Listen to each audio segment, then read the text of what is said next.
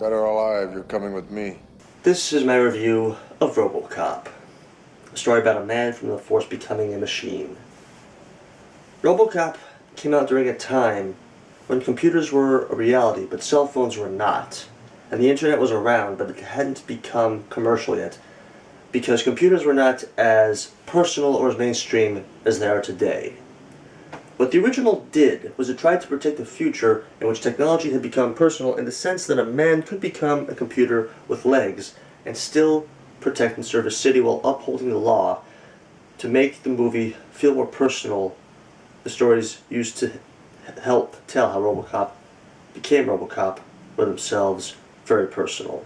The filmmakers were able to successfully weave 4 stories into one cohesive whole.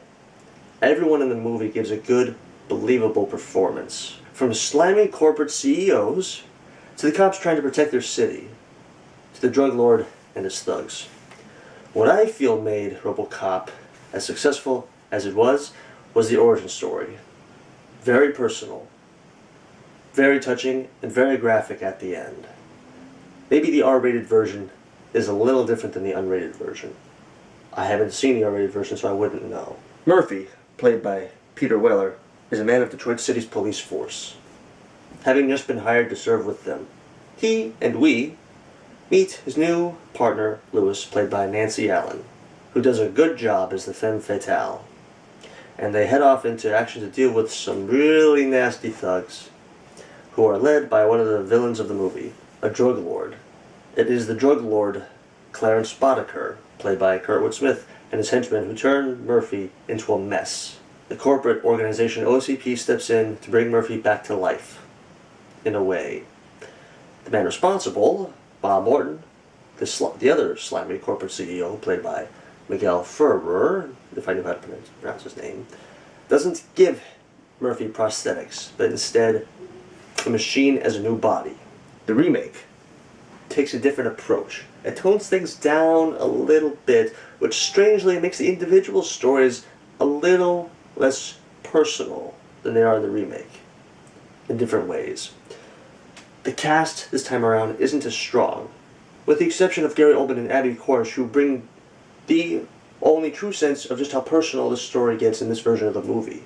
Nancy Allen is replaced by Michael K. Williams, a black guy who now plays Lewis, which seems a bit unnecessary that the filmmakers went that route, but I suppose that is made up by Abby Cornish playing Murphy's wife in the movie.